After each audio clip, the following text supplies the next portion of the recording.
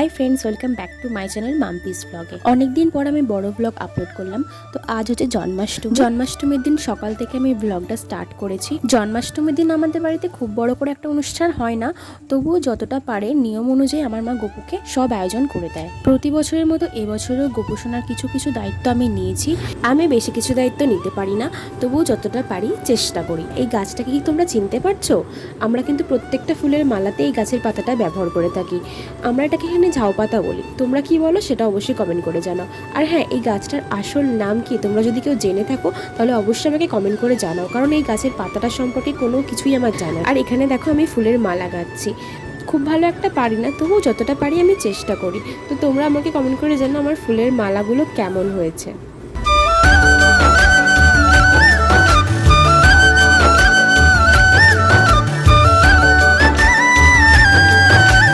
তো এইবার পালা গপুদের চান করানো।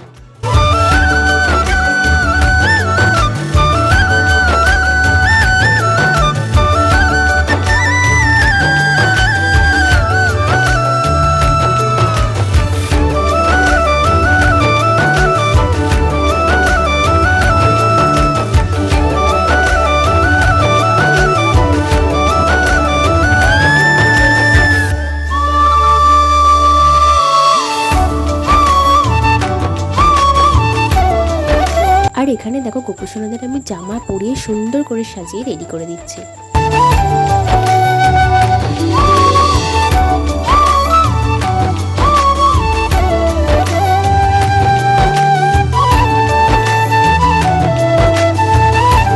আর এখানে দেখো গপুরা বসে আছে, পাশে আছে ওদের বিছানা। এই বিছানার কালারটা আমি নিজেই করেছি, তার ভিডিওটা আপলোড করা আছে, চাইলে তোমরা দেখে আসতে পারো। আর দেখো এখানে গপুদের পাশে আছে অনেকগুলো খেলনা, আর এটা হচ্ছে দোলনা। গপুরা এখানে প্রায় বসে বসে দোল খায়। আর দেখো আমি এখানে সমস্ত ফলগুলো একটার পর একটা কেটে নিচ্ছি।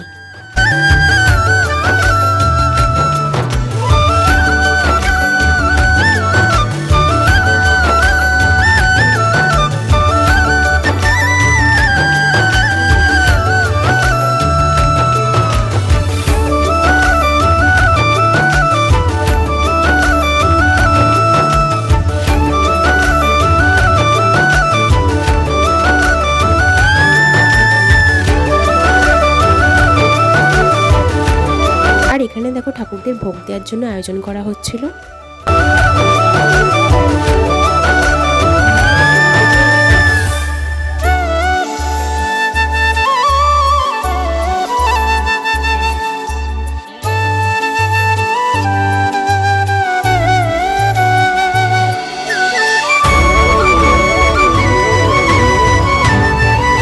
আর মা দেখো এখানে গপুদেরকে একটু একটু করে খাবার খাইয়ে দিচ্ছে।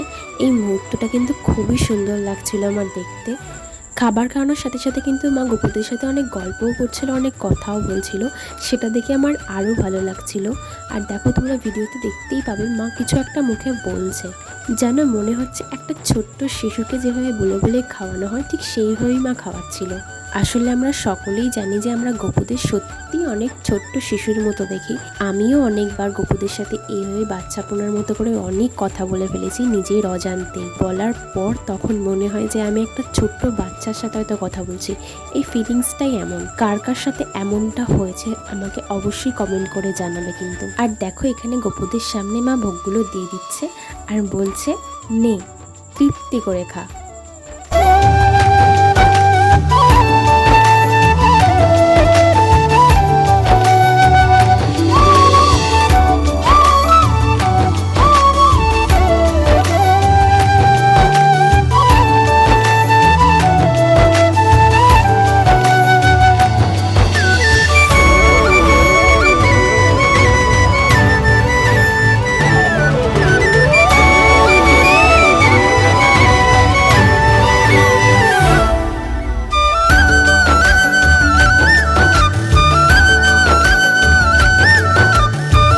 আর ইনি হচ্ছেন আমাদের ঘরের মা তুলসী।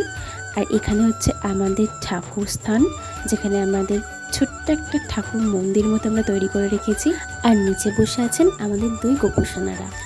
আর আজকের ওয়েদারটা কিন্তু ভীষণ সুন্দর ছিল, একদম রোদ ঝলমলে পরিষ্কার আকাশ। আর এরকম রোদ ঝলমলে পরিষ্কার আকাশ দেখলেই যেন মনে হয় কিছু ভিডিও ক্লিপ আমি তুলে রাখি। আর তোমরা সকলেই জানো যে এই বছরের শ্রাবণ মাসের শেষ শনিবারে বড় বাবার যে উপোস করা হয় আর জন্মাষ্টমী দুটোই একই দিনে পড়েছে। তো সেই জন্যই সন্ধ্যেতে বেরিয়ে পড়েছিলাম আমাদের শ্মশান মন্দিরে। আমাদের এই শ্মশান মন্দিরে প্রতি বছরের মতো এবছরে অনেক ধুমধাম করে পুজোর আয়োজন করা হয়।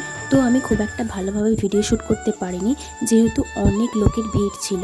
আর এমনিতেও এটা একটা মন্দির স্থান, মন্দির স্থানের মধ্যে যে ভিডিও শ্যুট করব এটা আমার খুব একটা ভালো লাগছিল না।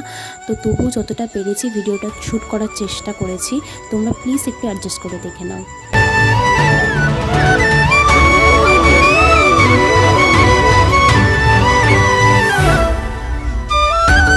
তারপর দেখো আমরা এখানে প্রসাদ খেয়ে বাড়ির দিকে রওনা দিলাম। চলো আজকের ব্লগটা ছিল এতটাই। তো তোমাদের কেমন লাগলো অবশ্যই আমাকে কমেন্ট করে জানাও। ভালো লাগলে একটা লাইক করো, আর আমার চ্যানেলে যদি নতুন হয়ে থাকো তো আমার চ্যানেলটাকে অবশ্যই সাবস্ক্রাইব করো।